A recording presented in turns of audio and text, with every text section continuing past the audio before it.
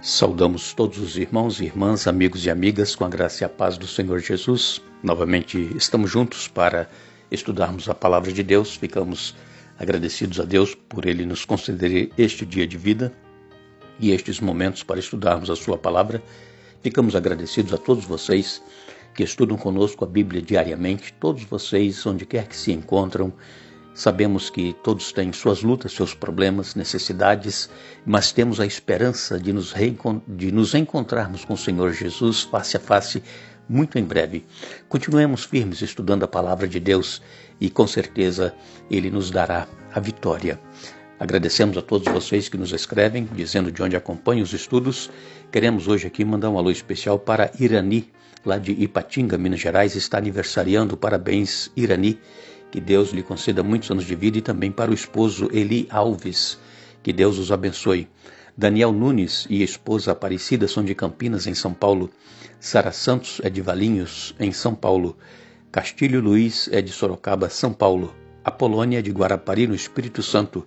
Nilza Justiniano é da Itália, nos ouve lá na Itália. Que Deus abençoe a todos vocês. Iremos orar. Nosso Deus e nosso Pai que estás nos céus, graças te damos pelo dia que nos concedes, pela vida, pelo momento para estudarmos a Tua Palavra. Que o Teu Espírito Santo esteja presente na mente e no coração de cada um de nós, nos dando entendimento, nos ajudando a aceitarmos a Tua Palavra e vivê-la em nossa vida. Abençoa, Pai, todos os nossos irmãos e amigos, onde quer que se encontram. Tu os conheces, sabes as suas lutas e necessidades. Aqueles que nos pedem orações também, Pai, visita-os, abençoa-os e faça a Tua vontade na vida de cada um de nós, em nome de Jesus. Amém. Estamos continuando o estudo desta semana e ontem falamos a respeito do Messias prometido e também anteontem falamos deste Messias que é descendente de Abraão, e através da descendência de Abraão seria feita uma grande e poderosa nação. E nós sabemos que hoje os descendentes de Abraão são aqueles que aceitam a Jesus pela fé, aqueles que aceitam e creem no sacrifício de Jesus, aqueles que se batizam, aqueles que passam pelas águas. Estes são descendentes espirituais de Abraão. Nós somos descendentes espirituais. Hoje existe o Israel espiritual, que é a nação escolhida por Deus. Como nós já temos dito, a nação literal de Israel, ela rejeitou a Jesus como Messias. E então, esta bênção que era oferecida a eles passou a ser agora outorgada aos filhos espirituais de Abraão, os que aceitam a Jesus em suas vidas. É claro que a nação de Israel literal, haverá muitos salvos ali porque estão se convertendo ao Senhor Jesus. Agora, a maioria do povo de Israel, eles estão aguardando um outro Messias. Estão até falando que o Messias já está entre eles, mas não é o Messias profetizado pela palavra de Deus. Não é o Salvador do mundo, o Senhor Jesus, que estava profetizado, que nasceria lá em Belém, que ele seria um servo sofredor. Este Messias é o que nós aceitamos e cremos. Este Messias já veio e ele vai voltar para nos buscar. Agora, sabemos que Deus, quando chamou Abraão, ele prometeu que faria dele uma grande e poderosa nação, e está relatado em Gênesis 18, verso 18 também. Em Gênesis 12, verso 2, nós encontramos esta promessa de que de Abraão procederia uma grande e numerosa nação, apesar da esposa de Abraão, Sara, já estar também velha e não ter e ser estéril. Não tinha condições de ter filhos, mas para Deus não há nada impossível. Então, Abraão ficou preocupado. Ele disse que tudo aquilo que ele possuía, que Deus havia concedido, que ele conseguisse na sua vida, ele teria que deixar para o seu servo Eliezer, porque ele não tinha filhos, mas Deus reiterou a promessa que ele seria pai de uma grande nação. E nós precisamos crer, amigos e irmãos, na promessa de Deus. Há muitos dos nossos irmãos e amigos que já aceitaram a Jesus têm dúvidas de que se estão salvos ou não. Eu quero dizer a todos vocês, meus irmãos, irmãs, amigos e amigas, Jesus já nos garantiu a salvação. Ele prometeu e Ele é fiel, Ele cumpre. O que nós precisamos é fazer a nossa parte. Por quê? Porque quando é feita uma aliança, um acordo entre duas pessoas ou mais, este acordo precisa ser cumprido pelas duas partes e não somente por uma parte. Jesus, como nós dissemos, Deus, Ele é fiel, Ele cumpriu a parte dele, enviou o descendente da mulher, o Senhor Jesus Cristo, descendente de Abraão, e Jesus pagou o preço do pecado na cruz do Calvário. Ele ratificou a aliança dele com toda a humanidade e todos aqueles que quiserem, que aceitarem esta aliança, o sacrifício de Jesus, precisam agora também obedecer, fazer a vontade de Deus em sua vida. É claro que a promessa que Deus fez a Abraão, a promessa que Deus fez a Jacó também, que está em Gênesis 46, verso 3, é claro que eles, os patriarcas, não viram esta promessa cumprida de uma grande nação, mas Deus, Ele é fiel. Jacó, Abraão e outros patriarcas que não viram esta numerosa multidão descendente da promessa que Deus havia feito a Abraão, irão ver no céu o que Deus prometeu, Ele cumpriu. Então, nós vemos que a palavra de Deus, ela nos traz vários relatos. Por exemplo, em Êxodo capítulo 19, versos 5 e 6, nos diz a palavra de Deus: agora, se me obedecerem e cumprirem minha aliança, serão meu tesouro especial dentre todos os povos da terra, pois toda a terra me pertence. Serão meu reino de sacerdotes, minha nação santa.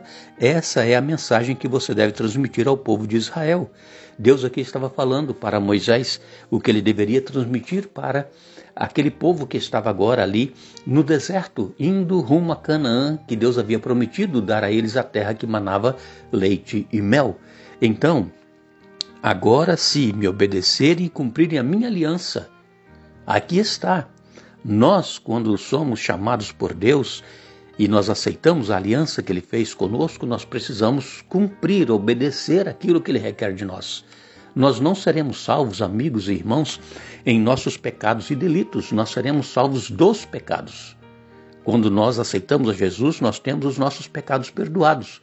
Agora, nós precisamos seguir a orientação da palavra de Deus, fazer a vontade dele em nossa vida, sermos luz onde quer que nós estivermos. Esta é a nossa parte como herdeiros desta promessa. Sermos luzes onde quer que nós estivermos, dentre todos os povos, e então nós seremos sacerdotes, reinos, sacerdotes, nação santa, propriedade exclusiva, peculiar do nosso Senhor Jesus. Em Isaías capítulo 60, versos de 1 a 3, nos diz a palavra de Deus: levante-se, Jerusalém, que sua luz brilhe para que todos a vejam, pois sobre você se levanta e reluz a glória do Senhor. Trevas escuras como a noite cobrem as nações da terra, mas sobre você se levanta e se manifesta a glória do Senhor. As nações virão à sua luz, os reis verão o seu esplendor. Vejam, precisamos aqui, segundo a palavra de Deus, nos levantar e deixar que a luz de Jesus brilhe em nós. Levante e resplandeça. Este é o imperativo da palavra de Deus. Irmãos, nós não podemos dizer que somos cristãos, que somos crentes em Jesus e não deixar que a luz de Jesus resplandeça através da nossa vida. É como Jesus disse, que ninguém acende uma lâmpada e coloca debaixo do alqueire para que ninguém veja. A luz, ela precisa estar num lugar onde ela vai clarear a todos que estão ali se beneficiando daquela luz. Agora, se nós somos cristãos e nós ficamos com esta luz escondida, nós não agimos de acordo com a vontade de Deus, nós não amamos o nosso semelhante, nós não ajudamos aqueles que necessitam da nossa ajuda, aqueles que estão passando por problemas, nós não fazemos o que Deus requer que nós façamos, nós estamos escondendo a nossa luz. E então, o que nós precisamos fazer é viver o verdadeiro cristianismo dia a dia em nossa vida. Em Deuteronômios, no capítulo 4, Deuteronômio 4, versos 6 a 8, nos diz assim: obedeçam-lhes por completo, e assim demonstrarão sabedoria e inteligência às nações vizinhas.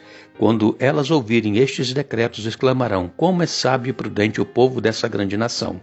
Pois que grande nação tem um Deus tão próximo de si como o Senhor, nosso Deus, está próximo de nós sempre que o invoquemos?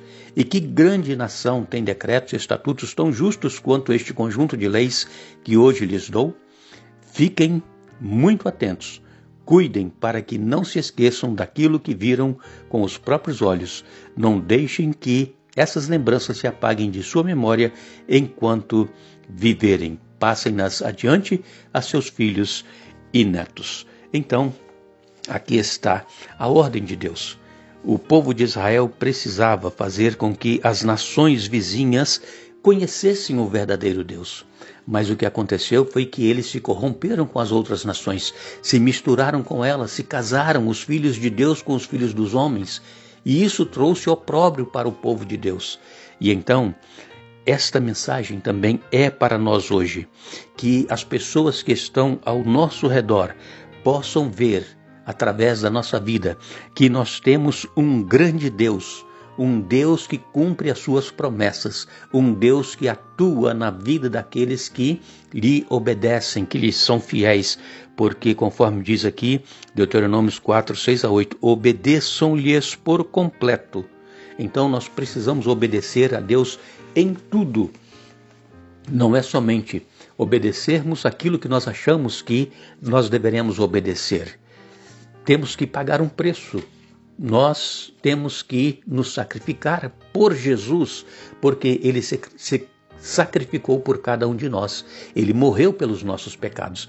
Então, tudo aquilo que nós fizermos é o mínimo que nós poderemos fazer. Andar na luz, viver os princípios da palavra de Deus, para que outros vejam que a luz de Jesus está resplandecendo através da nossa vida, dos nossos atos, das nossas palavras, enfim, que possam ver que somos filhos de Deus e que nós temos um grande Deus e que cumpre a sua promessa em nossa vida.